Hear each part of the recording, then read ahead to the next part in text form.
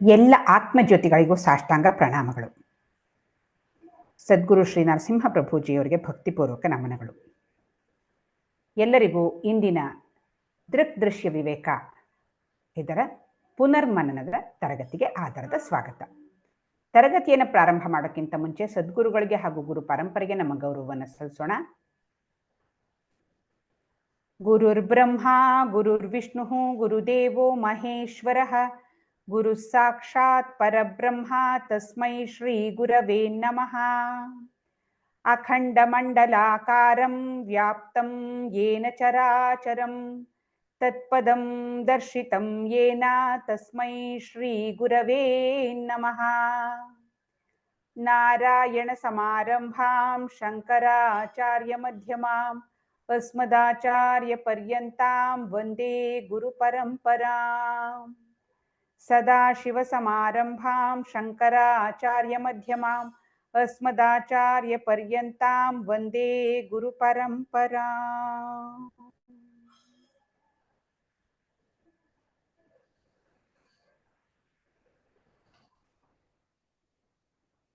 ನಾವು ವಿದ್ಯಾರಣ್ಯ ವಿರಚಿತ ದೃಕ್ದೃಶ್ಯ ವಿವೇಕವನ್ನು ಅಧ್ಯಯನ ಮಾಡಿದ್ದೀವಿ. ತುಂಬ ಸುಂದರವಾದ ಗ್ರಂಥ, ಬಹಳ ಚೆನ್ನಾಗಿ ಆತ್ಮಜ್ಞಾನದ ಬಗ್ಗೆ ತಿಳುವಳಿಕೆಯನ್ನು ಕೊಡುವಂಥ ಗ್ರಂಥ.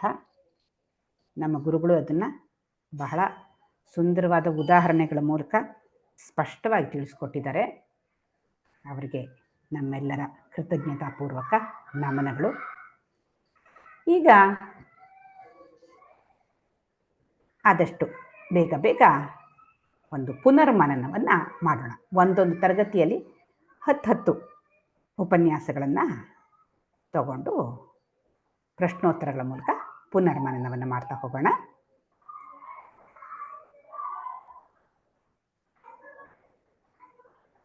ಇಲ್ಲಿ ನಾನೇನು ಮತ್ತೆ ಶ್ಲೋಕಗಳನ್ನು ಬೇರೆಯಾಗಿ ತಗೊಳಕ್ಕೆ ಹೋಗಲ್ಲ.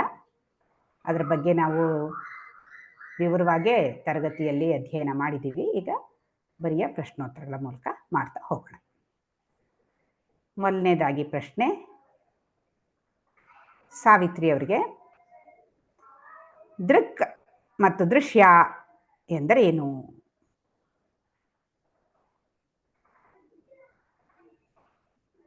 ದೃಕ್ ಅಂದ್ರೆ ನೋಡುವವನು, ದೃಶ್ಯ ಅಂದ್ರೆ ನೋಡಲ್ಪಡುವ ವಸ್ತು.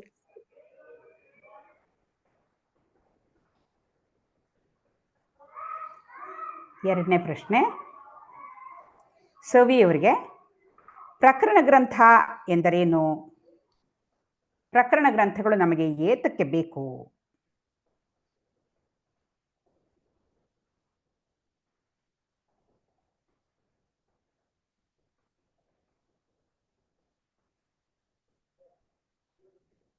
ಸವಿ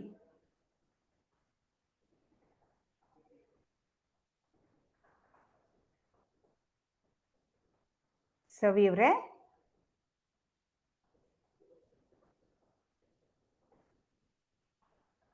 ಏನು? ಓಕೆ. ಸಂಧ್ಯಾ ಪರಮೇಶ್.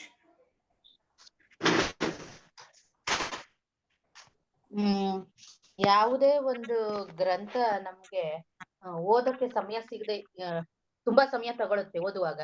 ಅದನ್ನ ನಾವು ತುಂಬಾ ಓದಿ ಅದನ್ನ ಅರ್ಥ ಮಾಡ್ಕೊಳ್ಳೋಷ್ಟು ಸಮಯ ಇರಲ್ವೋ, ಅಥವಾ ನಮ್ಗದ ಅರ್ಥ ಆಗದೆ ಇರೋ ರೀತಿ ಇರುತ್ತೆ. ಅಂತ ಸಂದರ್ಭಗಳಲ್ಲಿ ಇವು ನಮ್ಗೆ ಸರಳವಾಗಿ ಅರ್ಥೈಸೋ ರೀತಿನಲ್ಲಿ ಸರಳವಾದ ಪ್ರಕರಣಗಳನ್ನೆಲ್ಲ ತಿಳಿಸ್ಕೊಂಡು ಉದಾಹರಣೆಗಳೊಂದು ಕೊಟ್ಟು ವೇದಾಂತದ ಮೂಲಕ ಸರಳವಾಗಿ ನಮ್ಗೆ ಉದಾಹರಣೆಗಳ ಸಹಿತ ಅರ್ಥ ಆಗೋ ರೀತಿ ತಿಳಿಸ್ಕೊಡುವಂತ ಸಣ್ಣ ಸಣ್ಣ ಪುಸ್ತಕಗಳನ್ನ ಪ್ರಕರಣಗಳಂತ. ಸರಿ, ನೀವೇ ಹೇಳಿ. ಈ ದೃಕ್ದೃಶ್ಯ ವಿವೇಕ ಅದು ಎಂಥ ಗ್ರಂಥ? ಅದನ್ನು ಬರೆದವ್ರು ಯಾರು?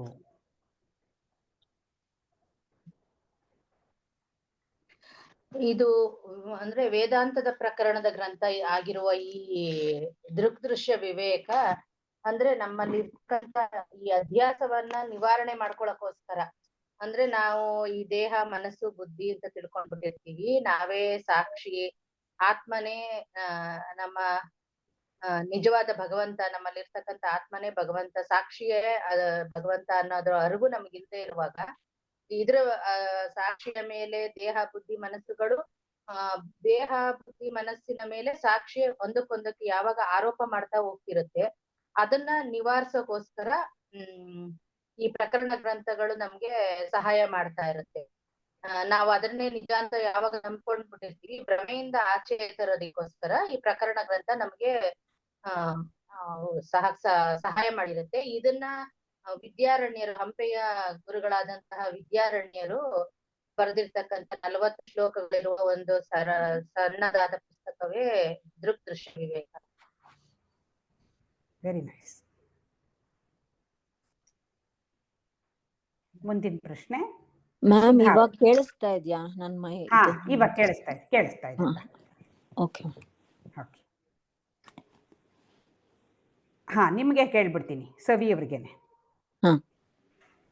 ಇವಾಗ ನಮ್ಮ ಬುದ್ಧಿಯಲ್ಲಿ ವಿವೇಕ ಇದೆಯಾ? ಈಗ ದೃಗ್ದೃಶ್ಯ ವಿವೇಕ ಅಂತ ಒಂದು ಗ್ರಂಥ ಓದ್ತಾ ಇದ್ವಿ, ಯಾಕೆ ವಿವೇಕ ಇಲ್ವಾ ನಮಗೆ? ಎಂಥ ವಿವೇಕ ಇದೆ? ಏನ್ ವಿವೇಕ ಬೇಕು? ನಮಗ್ ವಿವೇಕ ಇದೆ, ಆದ್ರೆ ಆಬ್ಜೆಕ್ಟಿವ್ ವಿವೇಕ, ಆಚೆ ಇರೋದು ಇದು ಗಿಡ, ಇದು ಮರ, ಇದು ಮಣ್ಣು, ಇದು ಕಲ್ಲು, ನೀರು ಅಂತ ಗೊತ್ತಾಗೋದು ಈಸಿಯಾಗಿ ಗೊತ್ತಾಗುತ್ತೆ ನಮ್ಗೆ.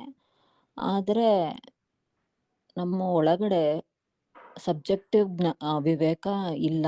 ಯಾವ್ದು ದೃಕ್, ಯಾವ್ದು ದೃಶ್ಯ ಅಂತ ಅಟ್ಯಾಚ್ಮೆಂಟ್ ಅಲ್ಲಿ ಇರ್ತೀವಿ. ಸೊ ಅದಕ್ಕೆ ಯಾವುದು ಆತ್ಮ, ಯಾವುದು ಅನಾತ್ಮ ಅನ್ನೋ ವಿವೇಕ ನಾವು ಪಡ್ಕೋಬೇಕು ಇನ್ನು. ಕರೆಕ್ಟ್. ಮುಂದಿನ ಪ್ರಶ್ನೆ ಸುಧಾ ಅವ್ರಿಗೆ. ಮಹಾಭಾರತದ ಮೂಲಕ ಇಲ್ಲಿ ಏನನ್ನ ಹೇಳಲಾಗ್ತಾ ಇದೆ? ಮಹಾಭಾರತದಲ್ಲಿ ಧೃತರಾಷ್ಟ್ರ ಒಬ್ಬ ಕುರುಡನಾದಂತ ರಾಜ. ಅವನು ರಾಜ್ಯಭಾರ ಮಾಡ್ತಾ ಪ್ರಜೆಗಳು ವಿಷಯದಲ್ಲಾಗ್ಲಿ ಬೇರೆ ವಿಷಯದಲ್ಲಾಗ್ಲಿ ನ್ಯಾಯ ಅನ್ಯಾಯ ಅನ್ನೋದು ಅವನು ವಿಮರ್ಶೆ ಮಾಡ್ತಾ ಇರ್ತಾನೆ. ಅದ್ರಲ್ಲಿ ಮಾತ್ರ ಅವನಿಗೆ ಎಚ್ಚರಿಕೆ ಇರುತ್ತೆ, ಯಾವ್ದು ವಿವೇಕ ಅಂತ ಅವನಿಗೆ ಎಚ್ಚರ ಇರುತ್ತೆ. ಆದ್ರೆ ತನ್ನ ಮಕ್ಕಳೇ ತಪ್ಪು ಮಾಡಿದಾಗ, ಅಧರ್ಮದಲ್ಲಿ ನಡೆಯುವಾಗ ಅವನಿಗೆ ಅದ್ರಲ್ಲಿ ವಿಚಾರ ಮಾಡ ಇದು ಇರೋದಿಲ್ಲ. ಅದ್ರಲ್ಲಿ ಅವನು ಸೋಲ್ತಾ ಇರ್ತಾನೆ. ಮತ್ತೆ ಬಾಹ್ಯ ವಸ್ತುಗಳಲ್ಲಿ ಯಾವ್ದ್ ಕರೆಕ್ಟು ಯಾವ್ದ್ ಇನ್ಕರೆಕ್ಟು ಅಂತ ಆ ವಿವೇಕ ಅವನಲ್ಲಿ ಇರೋದಿಲ್ಲ. ಮಕ್ಕಳ ವಿಷಯದಲ್ಲಿ ಮಾತ್ರ ಅದ್ರಲ್ಲಿ ಅವನು ಸೋಲ್ತಾ ಇರ್ತಾನೆ. ಇದನ್ನ ಮಹಾಭಾರತದಲ್ಲಿ ತೋರಿಸ್ಕೊಟ್ಟಿದ್ದಾರೆ. ಅದರಿಂದ ನಮ್ಗೇನು ಉಪಯೋಗ? ಅವನಿಗೆ ಇದ್ರೆಷ್ಟು ಬಿಟ್ರೆಷ್ಟು, ನಮ್ಗೇನ್ ಪ್ರಯೋಜನ ಅದರಿಂದ? ಅಂದ್ರೆ ಇದ್ರಲ್ಲಿ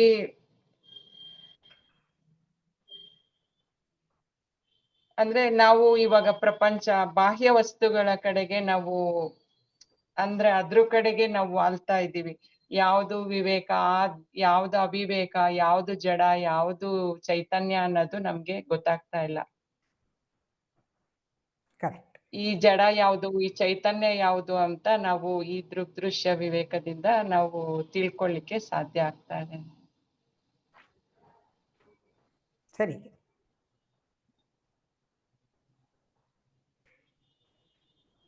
ಶೀಲಾ ಅವರು, ಪರಮಹಂಸ ಅಂತಂದ್ರೆ ಏನು? ಯಾರನ್ನ ಕರಿತೀವಿ ಹಾಗೆ ಅಂತ? ಪರಮಹಂಸ ಅಂತಂದ್ರೆ ಈ ಹಂಸ ಪಕ್ಷಿಗೆ ಒಂದು ಗುಣ ಇರುತ್ತೆ. ಅದೇನಪ್ಪಾ ಅಂತಂದ್ರೆ ಹಾಲನ್ನೇ ಬೇರೆ ಮಾಡೋದು, ನೀರನ್ನೇ ಬೇರೆ ಮಾಡೋವಂತ ಒಂದು ಗುಣ ಇರುತ್ತೆ. ಅಂತ ಗುಣ ಒಬ್ಬ ಜ್ಞಾನಿ ಆದವನ್ಗೆ ಇರುತ್ತೆ. ಏಕೆಂದ್ರೆ ಅವನು ದೃಕ್ ಯಾವ್ದು ದೃಶ್ಯ ಯಾವ್ದು ಅನ್ನೋ ಒಂದು ಬದಲಾವಣೆನ ಅವನು ಗುರ್ತಿಸ್ತಾನೆ. ಆ ಗುರ್ತಿಸ್ಬಿಟ್ಟು ಅವನು ಶುದ್ಧ ಚೈತನ್ಯನಾದ ವ್ಯಕ್ತಿ ಆಗ್ತಾನೆ. ಆದ್ರಿಂದ ಇದನ್ನ ಪರಮಹಂಸ ಅಂತ ಅಂದ್ಬಿಟ್ಟು ಕರಿಬಹುದು. ಅಂದ್ರೆ ಈ ದೃಶ್ಯ ಅನ್ನೋದು ಅಶಾಶ್ವತವಾದ್ದು, ಇದು ನಿಜವಾದದ್ದಲ್ಲ, ಇದು ಬಂದು ಹೋಗೋವಂಥದ್ದು ಅಷ್ಟೇ. ಈ ದೃಕ್ ಅನ್ನೋದು ಸತ್ಯವಾದದ್ದು ಅಂತ ಯಾವಾಗ ಜ್ಞಾನಿ ಅರ್ತು ಅದನ್ನ ತನ್ನಲ್ಲಿ ಅಳವಡಿಸ್ಕೊಂಡು ಅವನು ಶುದ್ಧ ಜ್ಞಾನಿ ಆಗ್ತಾನೋ, ಶುದ್ಧ ಚೈತನ್ಯ ಶಕ್ತಿಯನ್ನು ಹೊಂದ್ತಾನೋ, ಅದಕ್ಕೆ ಪರಮಹಂಸ ಅಂತ. ಓಕೆ. ಆಶಾ ಅವರು, ಆತ್ಮಜ್ಞಾನವನ್ನ ಪಡೆಯೋದಕ್ಕೆ ಇರುವಂಥ 3 ವಿಧಾನಗಳು ಯಾವುದು?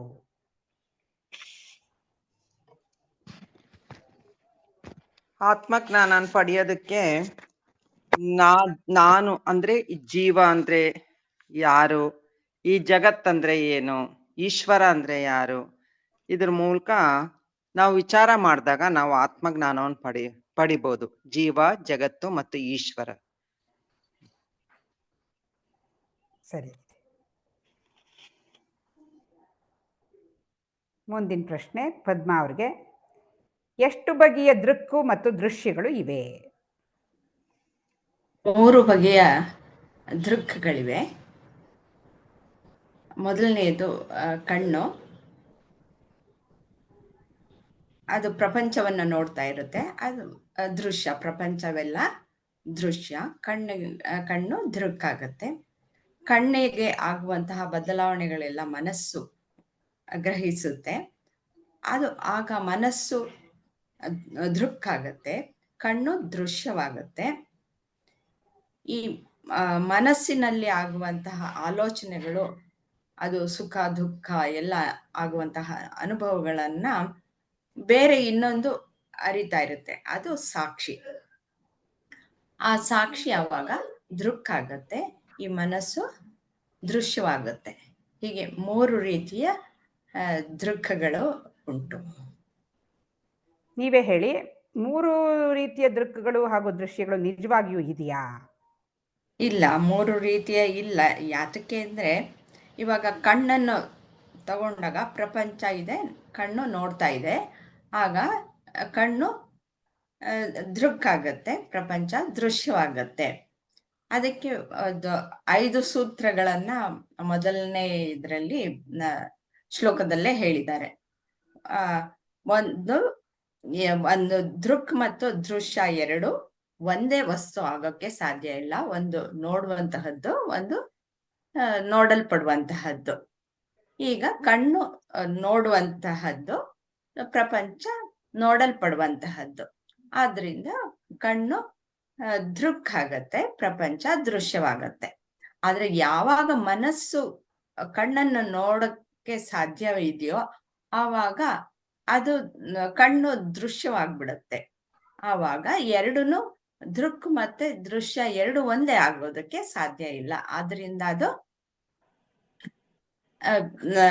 ಸತ್ಯ ಅಲ್ಲ, ಅದು ನಿಜವಾದ ದೃಕ್ ಅಲ್ಲ. ಹಾಗೆ ಮನಸ್ಸು ಅಷ್ಟೇ. ಮನಸ್ಸನ್ನ ಸಾಕ್ಷಿ ತಿಳಿದುಕೊಳ್ಳೋದಕ್ಕೆ ಇದು ಆಲೋಚನೆಗಳು ಇಲ್ಲಿ ಬಂದು ಹೋಗ್ತಾ ಇವೆ ಅನ್ನೋದು ಅರಿವು ಈ ಸಾಕ್ಷಿಗೆ ಗೊತ್ತಾಗ್ತಾ ಇರೋದ್ರಿಂದ ಅದು ನಿಜವಾದ ಸಾಕ್ಷಿಯೇ ನಿಜವಾದ ದೃಕ್. ಆ ಸಾಕ್ಷಿಯನ್ನ ಅರಿತುಕೊಳ್ಳುವಂತಹ ಇನ್ನೊಂದು ದೃಕ್ ಇಲ್ಲ. ಆದ್ದರಿಂದ ಅದು ಅಲ್ಟಿಮೇಟ್ ಇದು ದೃಕ್ ಆಗಿದೆ. ಕರೆಕ್ಟ್.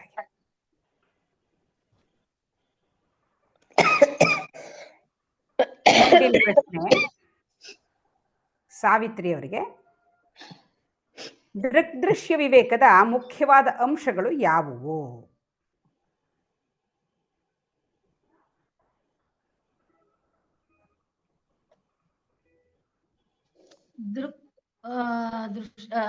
ದೃಕ್ಕು ತನ್ನನ್ನು ತಾನು ನೋಡ್ಕೊಳಕ್ಕಾಗಲ್ಲ. ದೃಶ್ಯ ಒಂದೇ ಆಗಕ್ ಸಾಧ್ಯ ಇಲ್ಲ, ಅದು ಯಾವಾಗ್ಲೂ ಬೇರೆ ಬೇರೆ. ದೃಕ್ಕು ತನ್ನನ್ನು ತಾನು ನೋಡ್ಕೊಳಕ್ಕಾಗಲ್ಲ, ದೃಶ್ಯ ದೃಕ್ಕನ್ನು ನೋಡಕ್ಕಾಗಲ್ಲ. ದೃಕ್ಕು ಚೈತನ್ಯ, ದೃಶ್ಯ ಜಡ. ಇನ್ನು ಒಂದ್ ಬಿಟ್ರಿ. ಈಗ ಒಂದೇ ಇವೆರಡೂನು ಒಂದೇ ಸಮಯದಲ್ಲಿ ದೃಶ್ಯ ಆಗಕ್ಕೆ ಸಾಧ್ಯ ಇಲ್ಲ. ದೃಕ್ಕು ಅಥವಾ ದೃಶ್ಯ, ದೃಕ್ ಮತ್ತು ದೃಶ್ಯ ಎರಡೂ ಆಗಕ್ಕೆ ಸಾಧ್ಯ ಇಲ್ಲ. ಇಲ್ಲ ದೃಕ್ ಆಗಿರ್ಬೋದು, ಇಲ್ಲ ದೃಶ್ಯ ಆಗಿರ್ಬೋದು. ದೃಶ್ಯ ಕರೆಕ್ಟ್ ಆಗಿ.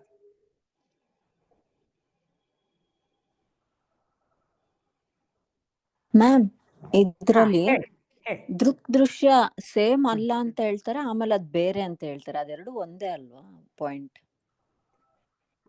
ಅಂದ್ರೆ ಮೊದಲು ನಾವು ಪ್ರತ್ಯೇಕ ಮಾಡ್ಕೊಂಡು ಹೋಗ್ಬೇಕು. ಮೊದಲು ನಮಗೆ ತಿಳ್ಕೊಳ್ಬೇಕಾದ್ರೆ, ಇವಾಗ ನಾನು ಶುದ್ಧವಾದ ಅರಿವು ಅಂತ ತಿಳ್ಕೊಬೇಕಾದ್ರೆ ನಾನು ಸೆಪ್ರೇಟ್ ಮಾಡ್ಕೊಂಡು ಹೋಗ್ಬೇಕು. ಅವಾಗ ಬೇರೆ ಬೇರೆ ಬೇರೆ ಅಂತಾನೆ ಮಾಡ್ಕೊಂಡು ಹೋಗ್ಬೇಕು. ಆಮೇಲೆ ಆ ಒಂದು ಜ್ಞಾನದಲ್ಲಿ ನಾನು ನಿಂತ ಮೇಲೆ ನಾನು ಪ್ರಪಂಚವನ್ನು ನೋಡಿದಾಗ ಏನಾಗತ್ತೆ, ಪ್ರಪಂಚವು ಆತ್ಮಸ್ವರೂಪವೇ ಅಂತ ಗೊತ್ತಾಗುತ್ತೆ. ಸೊ ಮೊದಲು ದೃಕ್ ದೃಶ್ಯ ಬೇರೆ ವಿಂಗಡಣೆ ಬೇಕು. ನೋ ಮ್ಯಾಮ್, ಹೇಳಿ, ನಾನು ಹೇಳಿ. ಹೇಳಿದ್ದು 4 ಹಾ. ಪಾಯಿಂಟ್ ಅಲ್ಲಿ 1 ಪಾಯಿಂಟ್ ಅದೆರಡು ಬೇರೆ ಅಂತ. ಎಲ್ಲಿ ಯಾವ್ದು ಇನ್ನೊಂದು ಇದ್ರಲ್ಲ ಇದನ್ನ ಹೇಳ್ತಾ ಹಾ, ಇದ್ದೀರಾ? Okay okay. ದೃಕ್ ದೃಶ್ಯ ಅಲ್ಲಿ ಹಾ ಸರಿ. ಅದೆರಡು ಬೇರೆ ಅಂತ, ಇನ್ನೊಂದು ಸರಿ. ಪಾಯಿಂಟ್ ಅದೆರಡು ಸೇಮ್ ಅಲ್ಲ ಅಂತ. ಸೊ ಅದು ಸೇಮ್ ಪಾಯಿಂಟ್ ನೇ ಹಾ ಬೇರೆ ಎರಡು ವರ್ಡ್ಸ್ ಅಲ್ಲಿ ಎರಡು ಹೇಳ್ದಲ್ಲ, ಒಂದೇ ಇದೆ ಅಂತನಾ? ಒಂದ್ ನಿಮಿಷ ನೋಡ್ತೀನಿ ತಡಿ. ಅದೆರಡು ದೃಶ್ಯವು ದೃಕ್ಕನ್ನು ನೋಡಲು ಸಾಧ್ಯವಿಲ್ಲ. ಒಂದು ನಿಮಿಷ. ದೃಕ್ ಮತ್ತು ದೃಶ್ಯ ಎರಡು ಒಂದೇ ಆಗಿರಲು ಸಾಧ್ಯವಿಲ್ಲ. ಅವು ಯಾವಾಗಲೂ ಬೇರೆ ಬೇರೆಯೇ. ಅದೆರಡು ಒಂದೇ ಸೇರಿ ಒಂದೇ ಪಾಯಿಂಟ್. ಒಂದೇ ಸಮಯದಲ್ಲಿ ಒಬ್ಬ ವ್ಯಕ್ತಿ ಅಥವಾ ವಸ್ತುವು ದೃಕ್ ಮತ್ತು ದೃಶ್ಯ ಎರಡೂ ಆಗಿರಲು ಸಾಧ್ಯವಿಲ್ಲ. ದೃಕ್ ಆಗಿರಬಹುದು ಅಥವಾ ದೃಶ್ಯವಾಗಿರಬಹುದು. ಹಾ ಕೋರ್ಸ್ ಕರೆಕ್ಟು. ಅಂದ್ರೆ ಇಲ್ಲಿ ಏನಂದ್ರೆ ಇವಾಗ ಇಲ್ಲ, ಸ್ವಲ್ಪ ವ್ಯತ್ಯಾಸ ಯಾವ ತರ ಅಂತಂದ್ರೆ, ಇವಾಗ ನಾನ್ ದೃಕ್ ಏನೋ ಒಂದನ್ನು ನೋಡ್ತಾ ಇದ್ದೀನಿ, ಅದು ದೃಶ್ಯ ಅಲ್ವಾ? ಇದು ಮೊದಲನೇ ಪಾಯಿಂಟ್ ಅಂತ ತಗೊಂಡ್ರೆ ನೀವು, ನಾನು ದೃಕ್ಕು ಕಾಣ್ತಾ ಇರೋದು ದೃಶ್ಯ. ಸೊ ದೃಕ್ಕು ದೃಶ್ಯ ಆಗಕ್ಕಾಗಲ್ಲ, ದೃಶ್ಯ ದೃಕ್ ಆಗಕ್ಕಾಗಲ್ಲ ಅಂತ ಅದು ಮೊದಲನೇ ಪಾಯಿಂಟು ಅಲ್ಲಿ. ಆಮೇಲೆ ಇಲ್ಲಿ ಬಂದಾಗ ಏನಾಗುತ್ತೆ, ಒಂದೇ ಸಮಯದಲ್ಲಿ ಅಂತಂದ್ರೆ ಇವಾಗ ಇಲ್ಲಿ ಎಕ್ಸ್ಪ್ಲೇನ್ ಮಾಡಿದ್ರು ನೋಡಿ ಅವರು, ಒಬ್ಬ ವ್ಯಕ್ತಿ ಅಥವಾ ವಸ್ತು ದೃಕ್ ಮತ್ತು ದೃಶ್ಯ ಎರಡೂ ಆಗಿರಲು ಸಾಧ್ಯವಿಲ್ಲ. ದೃಕ್ ಆಗಿರ್ಬೋದು ಅಥವಾ ದೃಶ್ಯವಾಗಿರ್ಬೋದು ಅಂತಂದ್ರೆ ಇದು ಮೊದಲನೇ ಪಾಯಿಂಟ್ಗೆ ಹೋಲುತ್ತೆ, ಹೋಲಲ್ಲ ಅಂತಲ್ಲ. ಬಟ್ ಈ 3 ಜನ ದೃಕ್ಗಳ ಬಗ್ಗೆ ನಾವು ಇದನ್ನ ಎಕ್ಸ್ಪ್ಲನೇಷನ್ ಕೊಟ್ಟಾಗ ಯಾಕೆ ಅವೆರಡು ನಿಜವಾಗ್ಲೂ ದೃಕ್ಕಲ್ಲ ಅಂತ ಬಂತಲ್ಲ, ಅದಕ್ಕೆ ಇದು ಸ್ವಲ್ಪ ಈ 4ನೇ ಪಾಯಿಂಟು ಹೋಲುತ್ತೆ. ಸುಮ್ಮನೆ ನೋಡಿದಾಗ ಡೆಫಿನೆಟ್ಲಿ ನಿಮ್ಗೆ ಇದೆರಡು ಒಂದೇ ತರಹ ಅಂತ ಅನ್ನಿಸ್ಬಹುದು. ಈಗ ಕಣ್ಣು ಮತ್ತೆ ಮನಸ್ಸು ಅವು ದೃಕ್ ಅಂತ ನಾವು ಮಾಡ್ಕೊಂಡ್ವಿ, ಬಟ್ ಆಕ್ಚುಲಿ ಅವು ದೃಕ್ಕಗಳಲ್ಲ, ಅವು ದೃಶ್ಯಗಳೇ. ಯಾತಕ್ಕೆ ಅಂತಂದ್ರೆ ಅದು ಮೊದಲು ದೃಕ್ ಆಯ್ತು ಕಣ್ಣು, ಆಮೇಲೆ ದೃಶ್ಯ ಆಗೋಯ್ತು. ಆ ತರಹ ಎಕ್ಸ್ಪ್ಲನೇಷನ್ ಇದಕ್ಕೆ ಬರುತ್ತೆ. ಸೊ ಒಂದೇನೆ ದೃಕ್ ಆಗಿ ಮತ್ತೆ ದೃಶ್ಯನೂ ಆಗಕ್ಕಾಗಲ್ಲ ಅದು. ಹಾಗಾಗಿ ಅಲ್ಲಿ ಏನೋ ಸಮಥಿಂಗ್ ರಾಂಗ್. ಸೊ ಅದು ನಿಜವಾದ ದೃಕ್ಕಲ್ಲ, ಅದು ಬರೀ ದೃಶ್ಯವೇ ಅಂತ ಅದ್ರ ಮೂಲಕ ಕನ್ಕ್ಲೂಡ್ ಮಾಡ್ಬೋದಲ್ಲ. ಅದಕ್ಕೆ ಈ 4ನೇ ಪಾಯಿಂಟು ಸರಿಯಾಗಿ ಹೊಂದುತ್ತೆ.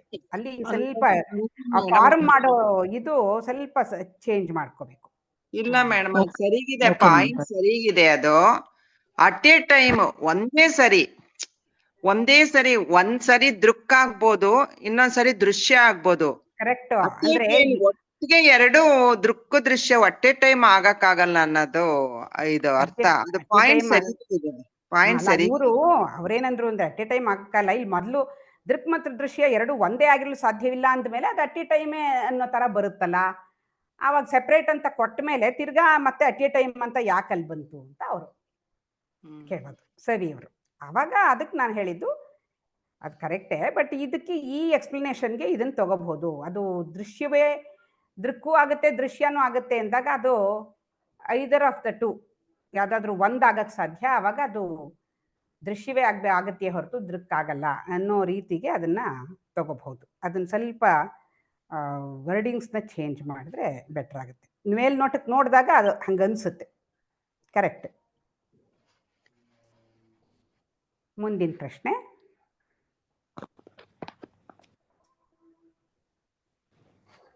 ಸುಧಾ ಅವರು, ದೃಕ್ ಮತ್ತು ದೃಶ್ಯಗಳು ಬೇರೆ ಎನ್ನುವುದನ್ನು ಹೇಗೆ 3 ದೃಕ್ಗಳ ಮೂಲಕ ತಿಳಿಯಬಹುದು?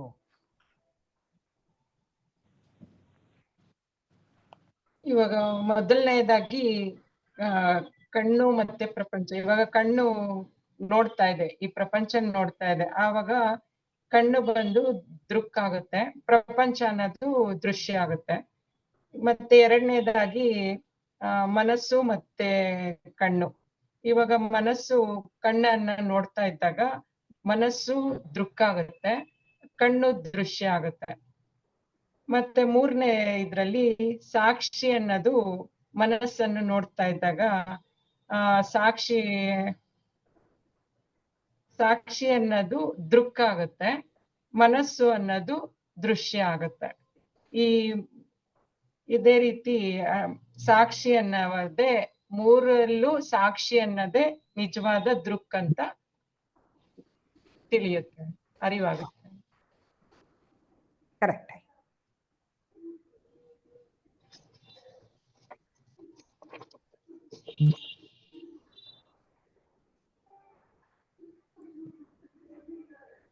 ಮುಂದಿನ ಪ್ರಶ್ನೆ.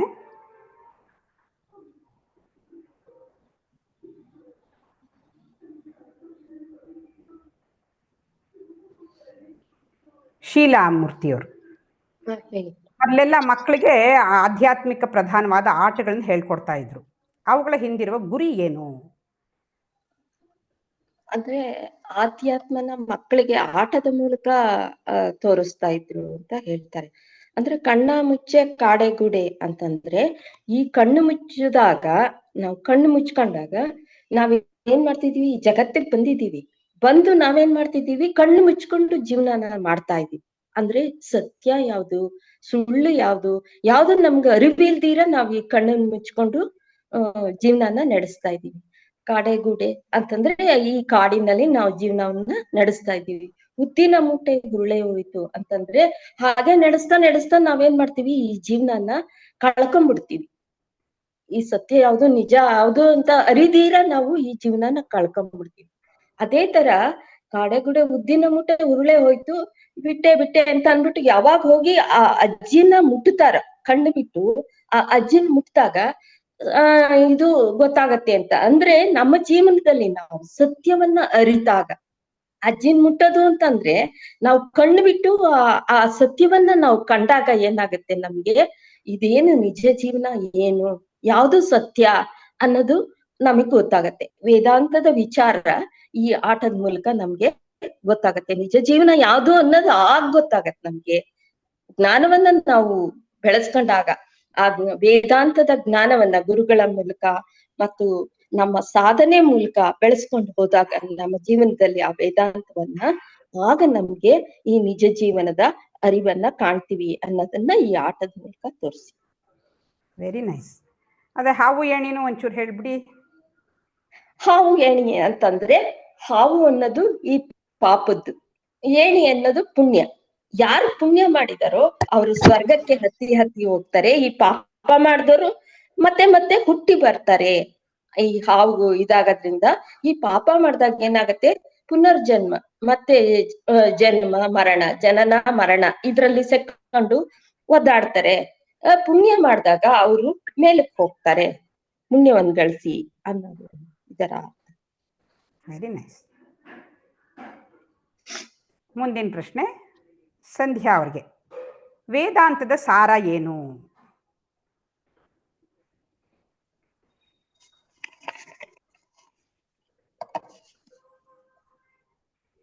ವೇದಾಂತದ ಸಾರ ತತ್ವಮಸಿ ಅಂತ ಹೇಳ್ತೀವಿ. ಅಂದ್ರೆ ತತ್ ಅಂದ್ರೆ ಅದು, ತ್ವಂ ಅಂದ್ರೆ ನೀನು, ಅಸಿ ಅಂದ್ರೆ ಆಗಿದೀಯ, ನೀನೇ ಭಗವಂತನಾಗಿದ್ದೀಯ ಅನ್ನೋದನ್ನ ಸರಳವಾಗಿ, ನೀನೇ ಪರಮಾತ್ಮನಾಗಿದ್ದೀಯ ಅನ್ನೋದನ್ನ ಈ ವೇದಾಂತ ಸಾರ ಹೇಳ್ಕೊಡ್ತಾ ಇರುತ್ತೆ. ಇದ್ರ ಮುಖಾಂತರ ನಾವು ನಮ್ಮ ಅಜ್ಞಾನವನ್ನ ತೊಡೆದು ಆತ್ಮಜ್ಞಾನವನ್ನ ಪಡ್ಕೋಬಹುದು ಸರಳವಾಗಿ. Very nice. ಮುಂದಿನ ಪ್ರಶ್ನೆ ಸವಿಯವರಿಗೆ. ದುಃಖ ಯಾತಕ್ಕೋಸ್ಕರ ಇದೆ, ಅದರಿಂದ ಹೊರಗೆ ಬರೋದಕ್ಕೆ ದೃಶ್ಯ ವಿವೇಕ ಗ್ರಂಥ ಸಹಾಯ ಮಾಡುತ್ತಾ?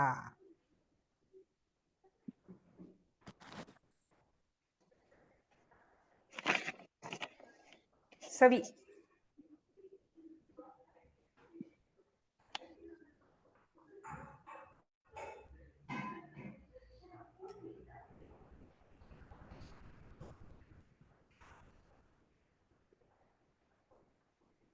ಸವಿ ಮತ್ತೆ ಪ್ರಾಬ್ಲಮ್ ಆಯ್ತಾ?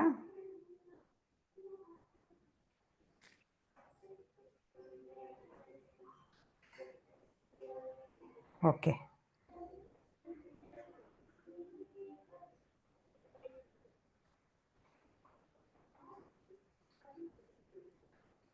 ಪದ್ಮಾ ಅವರು, ನಮ್ಮ ಜೀವನದಲ್ಲಿ ದುಃಖ ಯಾತಕ್ಕೋಸ್ಕರ ಇದೆ, ಅದರಿಂದ ಹೊರಗೆ ಬರೋದಕ್ಕೆ ದೃಗ್ದೃಶ್ಯ ವಿವೇಕ ಗ್ರಂಥ ಸಹಾಯ ಮಾಡುತ್ತಾ?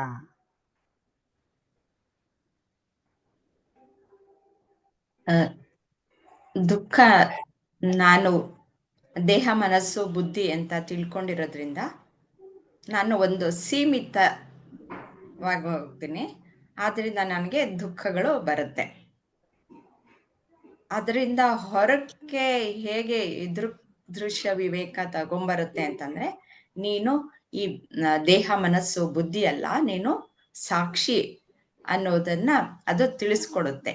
ಅನೇಕ ಉದಾಹರಣೆಗಳ ಮೂಲಕ ತಿಳಿಸ್ಕೊಡೋದ್ರಿಂದ ನಾನು ಸಾಕ್ಷಿ, ನಾನು ಈ ಸೀಮಿತವಾದಂತಹ ದೇಹ ಮನಸ್ಸು ಬುದ್ಧಿ ಅಲ್ಲ ಅನ್ನೋದು ಸ್ಪಷ್ಟತೆ ಬಂದಾಗ ಆಗ ದುಃಖ ಅನ್ನೋದು ಇರಲ್ಲ. ದುಃಖ ಅನ್ನೋದು ಯಾವಾಗ್ಲೂ ನನಗೆ ಇನ್ನೂ ಬೇಕು ಬೇಕು ಅಂದಾಗ ನಂಗೆ ದುಃಖ ಆಗುತ್ತೆ.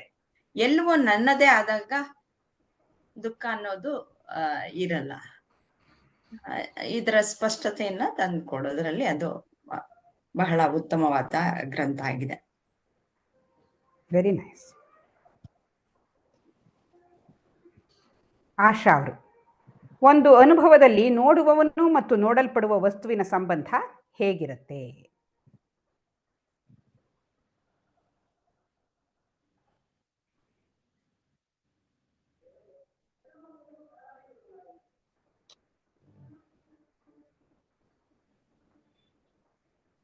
ಆಶಾ,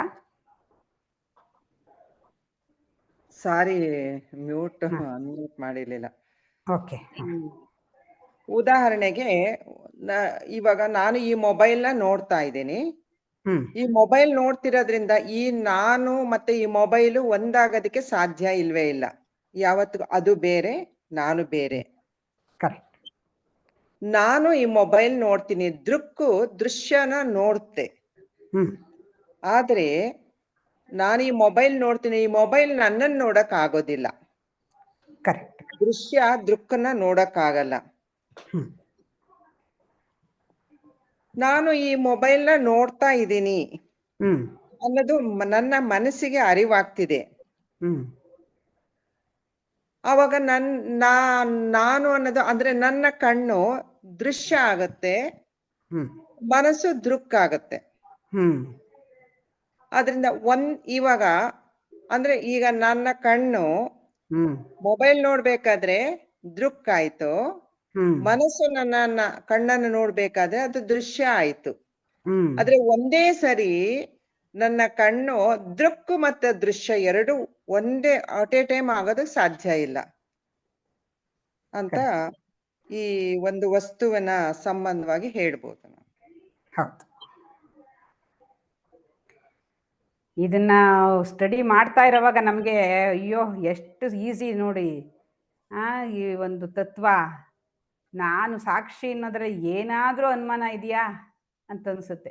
ಎಷ್ಟು ಸ್ಪಷ್ಟ. ನಾನು ಈ ಮೊಬೈಲ್ನ ನೋಡ್ತಾ ಇರೋ ಹಾಗೇನೆ ನಾನು ನನ್ನ ದೇಹವನ್ನ ನೋಡ್ತಾ ಇದ್ದೀನಿ, ನನ್ನ ಮನಸ್ಸಿನ ಆಲೋಚನೆಗಳನ್ನ ಅರಿತಾ ಇದ್ದೀನಿ, ನನ್ನ ಬುದ್ಧಿಲಿ ಬರ್ತಾ ಇರುವಂಥ ತೀರ್ಮಾನಗಳನ್ನ ತಿಳಿತಾ ಇದ್ದೀನಿ. ಹಂಗಿದ್ಮೇಲೆ ನಾನು ಹೇಗಿದಾಗಕ್ಕೆ ಸಾಧ್ಯ? ಖಂಡಿತ ನಾನು ಇದಲ್ಲ ಅಂತ ತುಂಬ ಸ್ಪಷ್ಟವಾಗಿ ಗೊತ್ತಾಗತ್ತೆ ಜಾಗೃತ ಮನಸ್ಸಿಗೆ. ಆದರೆ ಅಷ್ಟೇ, ಕ್ಲಾಸ್ ಆದ್ಮೇಲೆ ಮತ್ತೆ ಯಥಾ ಪ್ರಕಾರ ನಾನು ಕಾತ್ಯಾಯಿನಿನೇ ಆಗ್ಬಿಡ್ತೀನಿ. ಅದಕ್ಕೆ ನಿಧಿಧ್ಯಾಸ ಬಹಳ ಮುಖ್ಯ. ನಾವು ವ್ಯವಹಾರ ಮಾಡ್ತಾ ಇರ್ತೀವಿ ಅಮ್ಮ, ಆದ್ರೆ ನಮಗ್ ಗೊತ್ತಿಲ್ದೇನೆ ತುಂಬಾ ಇಂಪ್ರೂವ್ಮೆಂಟ್ ಆಗಿರುತ್ತೆ. ನಾವು ವ್ಯವಹಾರ ನಾನು ಆಶಾ ಅಂತಾನೆ ಮಾಡ್ತಾ ಇದ್ರು ಇದು ಕ್ಲಾಸ್ ಮುಗ್ದಿದ ತಕ್ಷಣ. ಬಟ್ ಯಾವ್ದೇ ಒಂದು ಇನ್ಸಿಡೆಂಟ್ ನಡೀಲಿ, ಮಾಮೂಲಾಗಿ ಏನೋ ಅದು ನಮ್ಗೆ ಗಮನಿಸಿರೋದಿಲ್ಲ. ಸ್ವಲ್ಪ ಹೆಚ್ಚು ಕಮ್ಮಿ ಆದಾಗ ತಕ್ಷಣ ನಾವು ಜಾಗೃತರಾಗ್ಬಿಡ್ತೀವಿ. ಇದು ಬಂದು ಹೋಗೋದು ಸತ್ಯ ಅಲ್ಲ, ಇದು ತೋರ್ತಿರೋದ. ಆದ್ರಿಂದ ಯಾಕೆ ಇಷ್ಟೊಂದು ನಾನು ತಲೆ ಕೆಡ್ಸ್ಕೋಬೇಕು, ಅಟ್ಯಾಚ್ ಆಗ್ಬೇಕು, ಯಾಕೆ ನೋವು ಕೊಡ್ಬೇಕು? ತುಂಬಾ ಸಂತೋಷ ಆದಾಗ್ಲೂ ಅಷ್ಟೇ, ಫ್ಯೂ ಮಿನಿಟ್ಸ್ ಇದಷ್ಟೇ, ಇದು ಪರ್ಮನೆಂಟ್ ಅಲ್ಲ, ನಾನ್ ಯಾರು, ಅದು ನನ್ನಲ್ಲಿರೋ ಸಂತೋಷನೇ ಅಲ್ಲಿ ನಾನು ನೋಡ್ತಾ ಇದ್ದೀನಿ ಅಷ್ಟೇ ಅಂತ ಇಮ್ಮಿಡಿಯೇಟ್ ಬಂದ್ಬಿಡತ್ತೆ. ನಿಜ.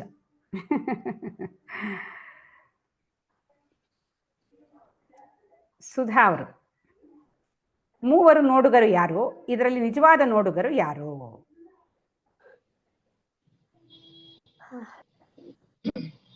ಮೂವರು ನೋಡುಗರು ಕಣ್ಣು, ಮನಸ್ಸು ಮತ್ತೆ ಸಾಕ್ಷಿ. ಇವಾಗ ಕಣ್ಣು ನೋಡ್ಬೇಕಾದ್ರೆ ಪ್ರಪಂಚದ ವಸ್ತುಗಳನ್ನ ಕಣ್ಣು ಅನ್ನೋದು ಮೊದಲನೆಯದಾಗಿರುತ್ತೆ. ಪ್ರಪಂಚ ಅನ್ನೋದು ನೋಟ, ಅದು ದೃಶ್ಯ. ಮತ್ತೆ ಇವಾಗ ಈ ಕಣ್ಣು ಇದು ಸರಿಯಾಗಿ ನೋಡ್ತಿದ್ಯೋ ಇಲ್ವಾ ಅನ್ನೋದು ಮನಸ್ಸಿಗೆ ಅರಿವಾಗುತ್ತೆ. ಆವಾಗ ಮನಸ್ಸು ಆ ದೃಕ್ ಆಗುತ್ತೆ, ಕಣ್ಣು ದೃಶ್ಯ ಆಗುತ್ತೆ. ಮತ್ತೆ ಇವಾಗ ನಮ್ಮ ಮನಸ್ಸಿನಲ್ಲಿ ಆಲೋಚನೆಗಳು ಎಲ್ಲ ಬರ್ತಾ ಇರುತ್ತೆ, ಅದು ಗೊತ್ತಾಗೋದು ಸಾಕ್ಷಿಗೆ. ಆದ್ರಿಂದ ಇಲ್ಲಿ ಸಾಕ್ಷಿ ಅನ್ನೋದು ದೃಕ್ ಆಗುತ್ತೆ, ಮನಸ್ಸು ಅನ್ನೋದು ದೃಶ್ಯ ಆಗುತ್ತೆ. ಮತ್ತೆ ಈ ಕಣ್ಣು ಮತ್ತು ಮನಸ್ಸುಗಳೆರಡು ಜಡ. ಈ ಆತ್ಮ ಸಾಕ್ಷಿ ಅನ್ನೋದು ದೃಕ್ಕು, ಅದೇ ನಿಜವಾದ ದೃಕ್ಕು. ಮೂರರಲ್ಲೂ ಸಾಕ್ಷಿ ಅನ್ನೋದೇ ನಿಜವಾದ ದೃಕ್ಕು. ಹಾಗಾಗಿ ಈ ಸಾಕ್ಷಿನೇ ನಿಜವಾದ ನೋಡುಗ ಅಂತ ಹೇಳಿ. Very nice.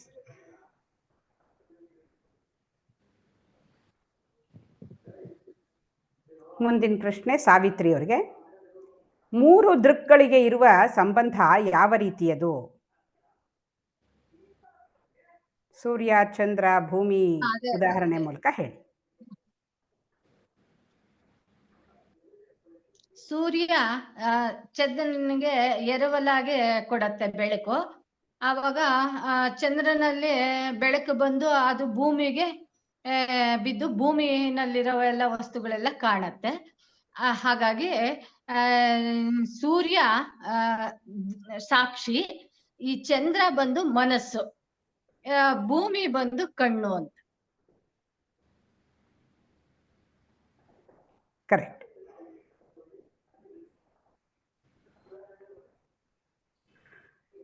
ಏನೆಲ್ಲ ಪಟ ಪಟ ಪಟ ಅಂತ ಉತ್ತರ 1 ನಿಮಿಷಕ್ಕಾಗಿ ಹೋಯ್ತು.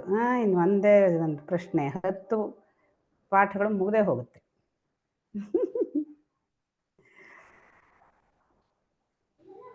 ಕೊನೆ ಪ್ರಶ್ನೆ ಶೀಲಾ ಅವರಿಗೆ. ಹಾಗಾದ್ರೆ ಈಗ ಸೂರ್ಯ, ಚಂದ್ರ, ಭೂಮಿ ಅಂತೆಲ್ಲ ಹೇಳಿದ್ವಿ, ಹಾಗಾದ್ರೆ ನಿಜವಾಗ್ಲೂ ಎಷ್ಟು ಬೆಳಕುಗಳಿವೆ?